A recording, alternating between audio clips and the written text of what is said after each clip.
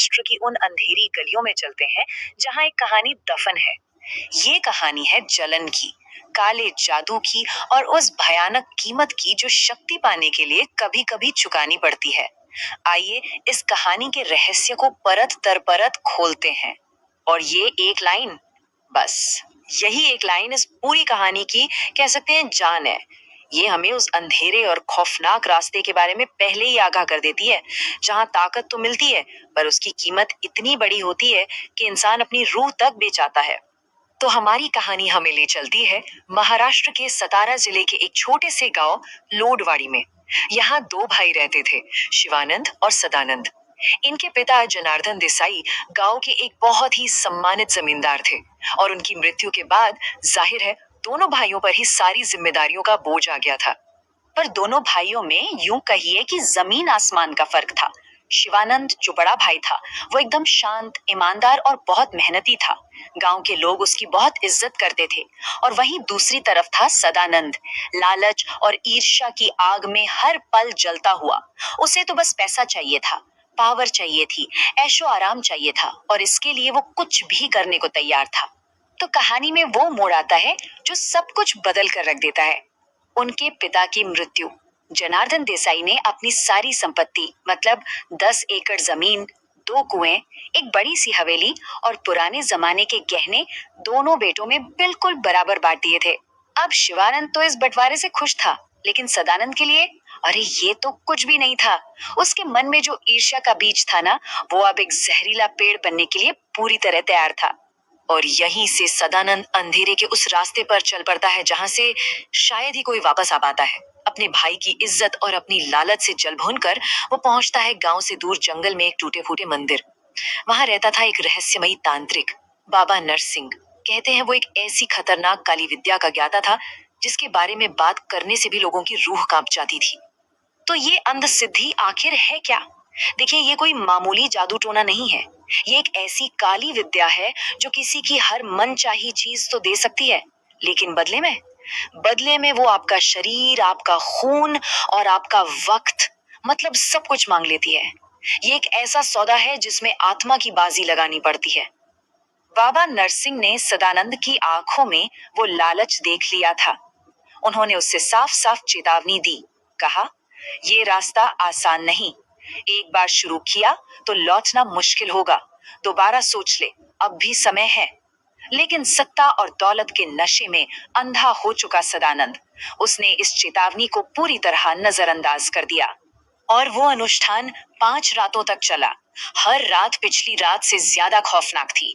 पहले बकरी के खून और शिवानंद के खेत की मिट्टी से चक्र बनाना, फिर मारण मंत्र का जाप, फिर कौवे की बलि और अंत में एक आत्मा को बुलाकर उसे अपने ही भाई के खिलाफ शक्ति देना। सदानंद ने बिना डरे, बिना झिझके हर विधि पूरी की। अनुष्ठान का असर लगभग तुरंत दिखने लगा। कुछ ही दिनों में शिवानंद की हंसती खेलती जिंदगी पर अंधेरे का साया पड़ गया। वो रातों में चीखता, उसे लगता जैसे कोई उसका गला घोंट रहा है। किसी डॉक्टर, किसी वैद्य की समझ में उसकी बीमारी नहीं आई और धीरे धीरे उसका शरीर बस हड्डियों का ढांचा बनकर रह गया। और फिर एक रात उसने खामोशी से अपनी आखिरी सांस ले ली। शिवानंद की मौत के साथ ही सदानंद का असली घिनौना रूप सबके सामने आ गया। उसने फौरन जाली कागजात बनवाए और सारी संपत्ति अपने नाम कर ली। यहाँ तक कि उसने अपनी बेसहारा भाभी सुमेधा और उसके छोटे छोटे बच्चों को भी हवेली से बाहर निकाल दिया। और खुद खुद वो ऐशो आराम और शराब के दरिया में डूब गया। उसका अहंकार अब 7वें आसमान पर था। लेकिन अपनी इस नई ताकत और दौलत के नशे में सदानंद बाबा नरसिंह की सबसे जरूरी चेतावनी भूल चुका था। बाबा ने उसे साफ कहा था कि उसे हर पूर्णिमा को नागबलि यंत्र के सामने एक दिया जलाना होगा, ताकि वो अंधेरी शक्ति हमेशा उसके काबू में रहे। पर सदानंद अपनी जीत के जश्न में ये सब भूल गया और जिस शक्ति को उसने नजरअंदाज किया था, अब वही शक्ति उससे अपना कर्ज वसूलने आ रही थी।